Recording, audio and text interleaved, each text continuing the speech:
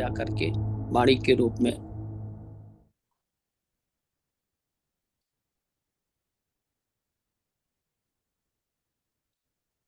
और इंद्रियों से कर्म भी मन के ही अनुसार होते हैं। किसी को मारना है, पीटना है, कुछ करना है, अपशब्द बोलना है,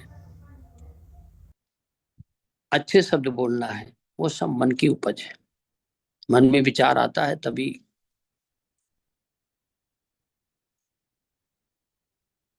मन सभी धर्मों, कर्मों और प्रवृत्तियों का अगुवा है, जैसा मैंने पहले भी कहा। अभी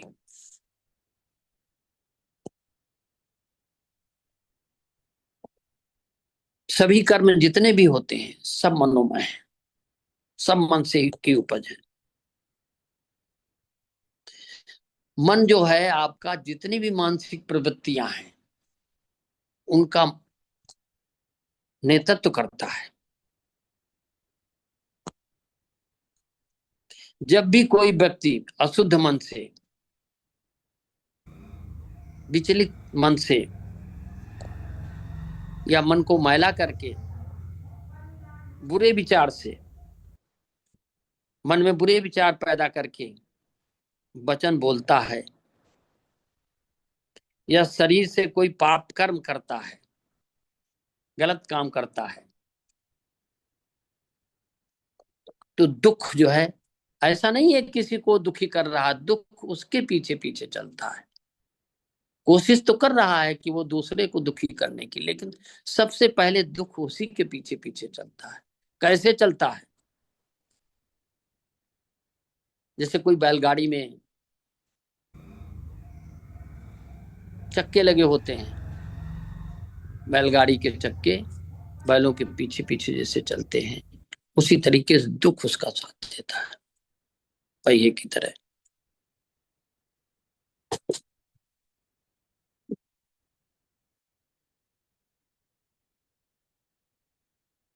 हम जो भी देखते हैं, सूंघते हैं, सुनते हैं, स्पर्श करते हैं, तुरंत ही हमारा मन प्रतिक्रिया देता है, और उस प्रतिक्रिया के स्वरूप ही हम अपनी वाणी से शब्द निकालते हैं, और उसके प्रतिक्रिया के स्वरूप ही कर्म करते हैं। ये क्रियाएं मन के अनुसार ही घटित होती हैं। मन की अकुशलता और गलत भावना से ही दुख उत्पन्न होता है, अशांति होती है, असंतोष मिलता है। अगर विचार अच्छा होता है तो फल जो है बड़े कल्याणकारी होते हैं। मन से विचार अच्छा निकला तो अच्छे फल निकलते हैं, अच्छे कल्याणकारी। अच्छा या बुरा सबसे पहले मन में ही उत्पन्न होता है।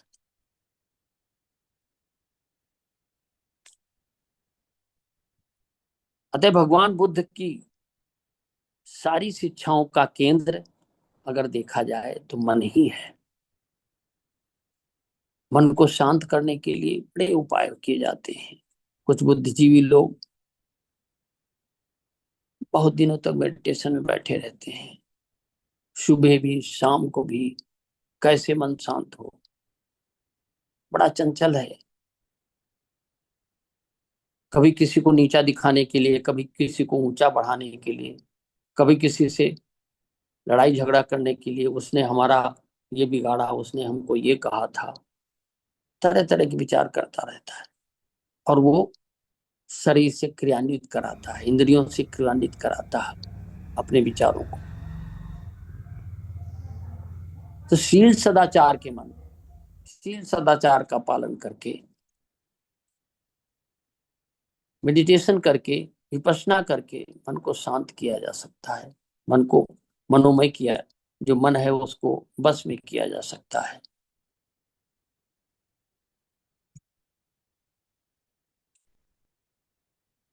जिससे किसी तरीके की कोई शरीर को कष्ट ना हो। मन अगर विचलित है तो सबसे पहले अपने को ही कष्ट होता है।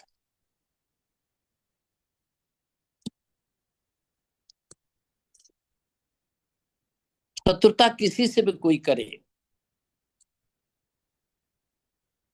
वो मन को अशांत ही करती है, दुखी करती है।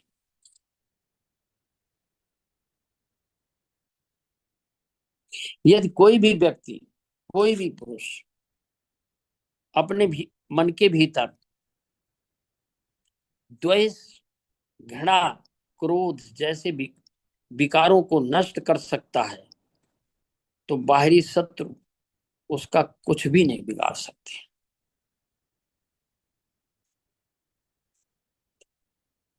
ये नष्ट करना इतना आसान नहीं है। मन में शत्रुता और बदले की भावना से व्यक्ति स्वयं को अशांत और दुखी रखता है। सारा खेल मन का ही है।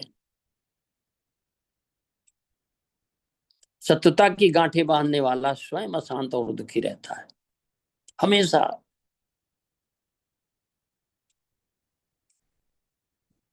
मन से अगर बैर की गांठें खोल ले कोई, मन में अगर किसी के प्रति ईर्षा, द्वेष, बैर, अगर इन गांठों को कोई खोल लेता है तो सुख उसका इतना साथ देता है, इतना साथ देता है कि कभी विचलित नहीं होता, हमेशा शांत प्रिय रहता है। यहाँ तक कि बहुत सारी जो भौतिक कारणों से बीमारियां या लाइफ स्टाइल से आजकल की जो बीमारियां पनप रही हैं, रक्तचाप, उच्च रक्तचाप, डायबिटीज, ऐसी सब जो है धीरे धीरे अपने आप ही दूर होती चली जाती है शरीर से। मुझे मन मन के से कोई किसी को गाली दे, किसी को डांटे, किसी को मारे, पराजित करे, लूट, किसी को लूटे, जो व्यक्ति ऐसी क्रियाएं करते हैं, मन में गांठें बांधे रहते हैं, उनका कभी भी बात शांत नहीं होता है। इसलिए मन की गांठों को खोलना बहुत जरूरी है। मन में कभी कुछ गांठें नहीं बांधनी चाहिए। मन यानी चित्त की निर्मलता ही व्यक्ति को सुरक्षित किला है।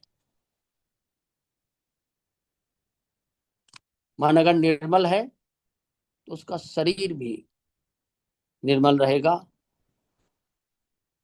उस पर किसी तरीके का वार लग नहीं सकता है। अंत में मैं धम्मपद के 5वें उसको कहना चाह रहा हूं। नहीं बेरे न वेरानी सम्मन्यति एक कुदाचनम अवेरेन च सम्मति इस धम्म सनातनो। हमें इस भ्रम में नहीं रहना चाहिए, किसी को भी इस भ्रम में नहीं रहना चाहिए कि बैर से हम दूसरों का बैर मिटा देंगे। कभी संभव नहीं है। कभी कोई ना मिटा पाया है। अगर मिटा पाया है तो वो प्रेम से ही मिटा पाया है।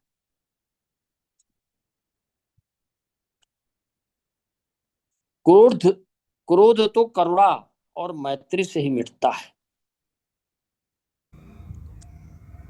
यही यही तथागत की धम्म की आधारशिला है। तथागत कहते हैं, भगवान बुद्ध कहते हैं, सुख तो तुम्हारे अंदर है, तुम्हारे अंदर सुख ही सुख है। सभी सुख चाहते हैं, कोई भी दुखी होना नहीं चाहता।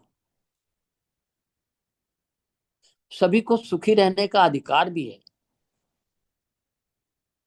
फिर दुश्मनी कैसी, शत्रुता कैसी? संसार में किसी से न बैर, दुश्मनी से समस्याओं का समाधान नहीं किया है। घृणा और क्रोध की अग्नि से किसी का भला कभी नहीं हुआ है। प्रेम करुणा मैत्री भाव से ही व्यक्ति का या आस पड़ोस रहने वाले का या एक देश से दूसरे देश का या एक समाज से दूसरे समाज का संपूर्ण विश्व का कल्याण संभव है। यदि हमारा कोई विरोधी करना चाहता है तो हमें उसकी उपेक्षा करनी चाहिए, बैर नहीं करना चाहिए। उस विषय में सोचना, चर्चा करना, उससे मिलने की कोशिश करना एक तरीके से छोड़ देना चाहिए। जिसे हम सही मार्ग नहीं ला सकते, सही मार्ग पर नहीं ला सकते, उससे संबंध रखना दुखद ही होगा, सुखद नहीं होगा। उससे मन वाणी और कर्म से मौन हो जाना ही शांति का उपाय है।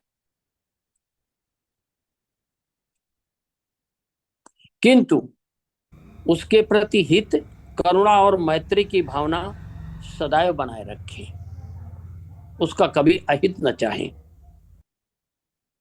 उसके प्रति बैर भाव पालने से स्वयं का अहित होगा, दुख ही मिलेगा। जिनसे हमें दुख नहीं मिलता उनसे बैर भाव रखकर स्वयं दुख मोल लेना नहीं चाहिए।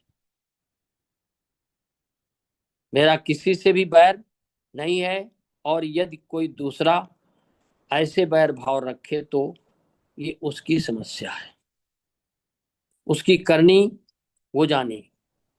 मेरी तो किसी से दुश्मनी नहीं है। यदि जीवन को देखने, जीवन जीने की ये कला आ जाए तो फिर हमें कोई दुख नहीं दे सकता। दूसरा व्यक्ति मन में क्रोध पैदा कर ऐसा करना भी चाहे तो वो उसकी समस्या है, उसका फल वही भुगतेगा। तथागत कहते हैं कि तुम्हारे दुख के कारण तुम हो, तुम्हारे सुख के कारण भी तुम हो। दूसरे को दुख देने से तुम कभी सुखी न हो पाओगे, दूसरे को सताने से कभी तुम आनंद को नहीं पा सकोगे।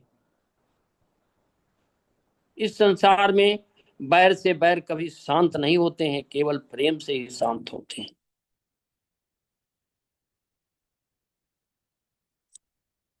इसी के साथ में मैं थोड़ा सा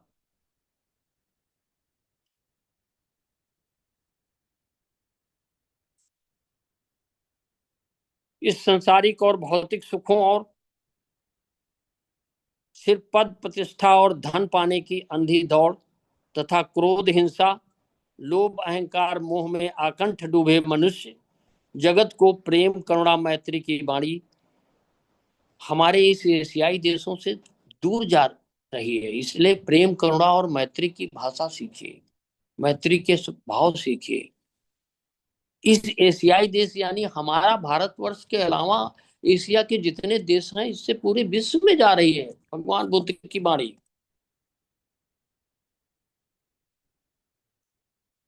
हम अपने उद्बोधनों में हमेशा कोई न कोई भगवान बुद्ध का उदाहरण देके बात करते हैं, बाबा साहब का उदाहरण देके बात करते हैं।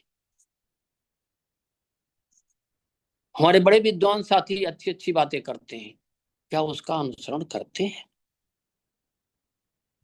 यदि नहीं करते हैं तो आगे से करना होगा। ये हमारा संघ बहुत दिनों बाद पुनर्जीवित हुआ है। बड़े विद्वान साथियों ने अपनी अथक मेहनत और परिश्रम से इसको फिर रास्ते पे लाए हैं। हर जगह जहां भी चार आदमी बैठते हैं, बातचीत करते हैं, तो आपसी मतभेद मनमुटाव होते हैं। तो उन सबको भूल करके एक सूत्र में बंध के सभी लोग प्रयास करें, एक सूत्र में बंधे। हमारे इतने ग्रंथ 5-5, 6-6 छप चुके हैं, उनको पढ़ें, उनमें भी धम्म की बातें दी हुई हैं। नहीं तो कुछ विद्वान साथियों के घरों में धम्मपद नाम का पुस्तक भी होगी, जो भगवान बुद्ध के उपदेशों का संकलन है और विश्व के सभी भाषाओं में उसका अनुवाद है। इन टोटल देखा जाए तो वो पुस्तक का विश्व की सभी पुस्तकों पे ज्यादा छपाई संख्या में उसकी होती है। हम लोग नहीं उसको पढ़ रहे हैं, लेकिन दूसरे लोग पढ़ते हैं, जिससे शील सदाचार का पालन भी करते हैं, धर्म के रास्ते पे जाते हैं।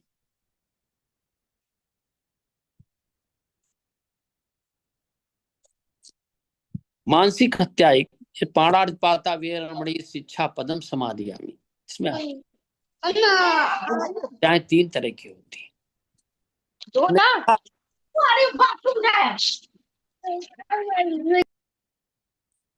विद्यावती बहन जी प्लीज माइक ऑफ रखिए, बच्चे बोल रहे हैं प्लीज। तो होस्ट की जिम्मेदारी होती है ये। चलिए ध्यान रखिए, जो भी साथी अपना माइक 3 प्लीज ऑफ प्रकार से रखिए। लोग हत्याएं करते हैं। एक तो कायिक हत्या होती है, जो वास्तव में हत्या, जिसको शरीर की हत्या करते हैं। एक विचारों की हत्या होती, वाचिक हत्या, और एक मानसिक हत्या होती। मानसिक हत्या सबसे ज्यादा खतरनाक है।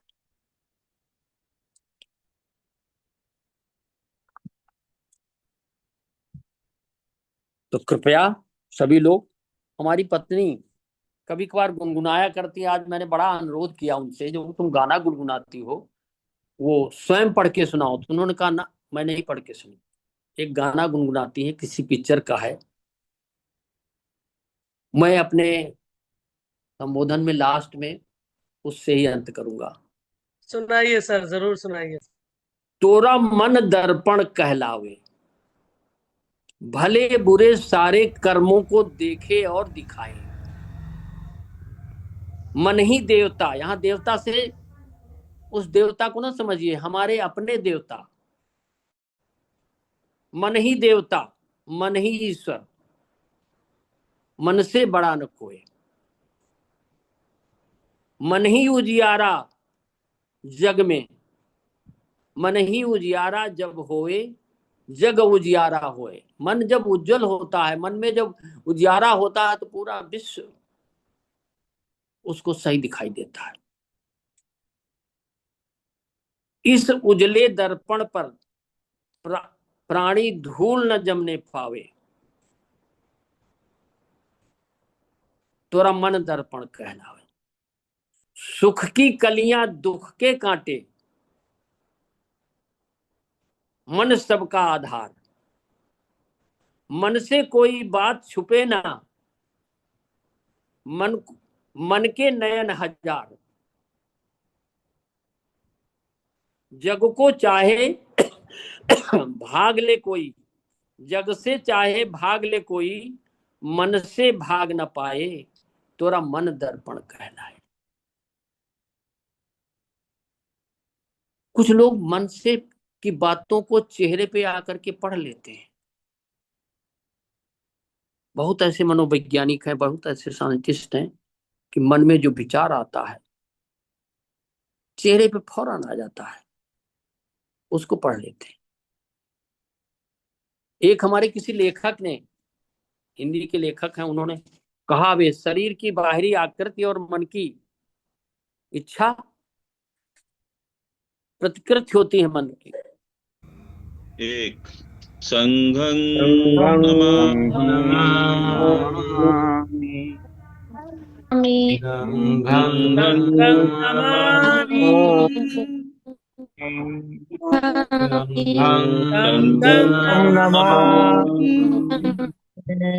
सभी को बहुत बहुत साधु साधुवाद। साधु साधु गंगा की कहीं सबका मंगल हो, सबका सबका मंगल हो।